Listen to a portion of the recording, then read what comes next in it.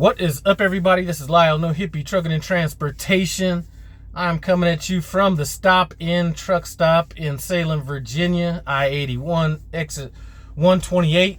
You know, I've drove by this place a few times, and I didn't realize they have so much parking out here. So it's about 5 miles away from that Kroger. So if you're not really trying to thug it out down there in a staging area and at least want some amenities, I'm going to give this place A+ for parking, if nothing else. Looks like they got about 80 spots out here.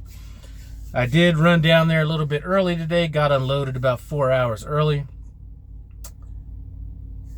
So now I'm just waiting on a load. I have about 6 hours and 18 minutes left on my 14-hour clock. If I don't have a load within, let's say, the next hour and a half, I'm just going to tell them to make me available 10 hours from that point and go from there. But, you know, I've got some messages with people asking, you know, if I'm feeling this freight market and things like that, because I really haven't spoke about it all that much. And I mean, I am feeling this market slowdown. I'm not overreacting to it. I'm not stressing about it, because this is business. And I think a lot of people that get into trucking don't realize that they accidentally became an entrepreneur to some degree or another. And that could be whether you're a company driver, lease driver, or owner operator.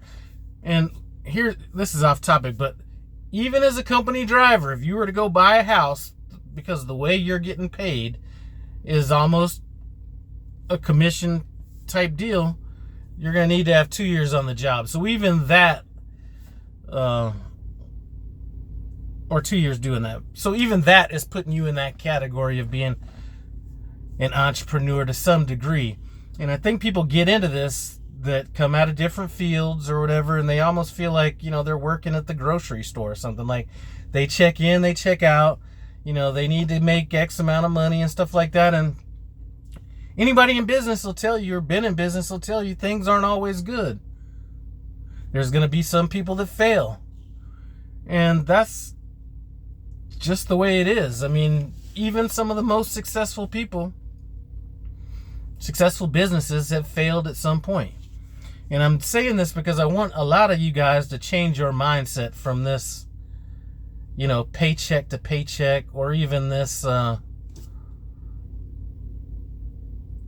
paycheck to paycheck from the aspect of getting a paycheck or living paycheck to paycheck, but living like a regular worker. I mean, you are a business owner, and I'm going to say that even to the people that are out there running miles, as company drivers. You know, we're having the conversation, and why doesn't it affect me? Well, since 1991, every job that I've had has been a commission job. So my last paycheck in the Marine Corps was September 21st, 1991. From that day forward, I never had a consistent paycheck. So I know that things in business aren't going to be static. You know, in the car business, you could make, you know, even back then, you know, I mean, I think a super strong month back then might have been $8,000, but you could go from $8,000 to $2,000 in a hurry.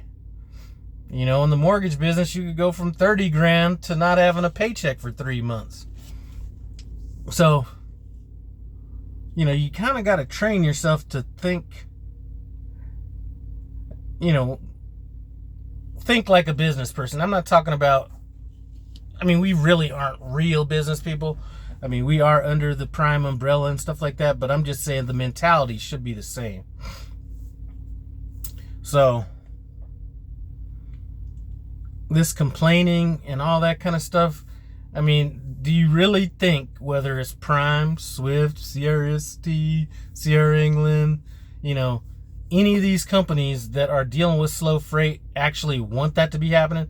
You know, it almost reminds me of a 3-year-old when I'm reading some of these Facebook posts. A 3-year-old kid throwing a temper tantrum because he's not getting what he wants. Like, he could be wanting a game system or something like that, and the parents may not have the money to get it, and the kid is out there whining about some shit, totally oblivious to what's going on in their parents' life. And that's what I see a lot of these people on Facebook looking like. I mean, to me, it's embarrassing. To me, it is, you know how they say all those little things, tell me you're not a business person without saying you're not a business person. That's one of those things right there. So, yes, it's affecting me. And yes, you know, I've been almost, well, let me not even get into that. I mean, it's going to be a slowdown. So either you give up or you keep going, and giving up, you know, could be giving up a Prime and starting somewhere else or doing whatever. But people that have long-term thinking would have already thought that if they would have already made moves way back then, either Prime is for you or it's not for you. The market has nothing to do with it. Or it shouldn't, in my opinion. Because if you're happy with Prime now and you're leaving because the market's bad, what are you going to do? Just come back as soon? I mean, there's no consistency. The best thing that you could do the best gift that you could give yourself and possibly your family is the gift of consistency. Anyway, I'm not going to keep rambling on about that. Hope I'm going to get this load or something here pretty soon. And not that I even really care to hurry up and get to another load.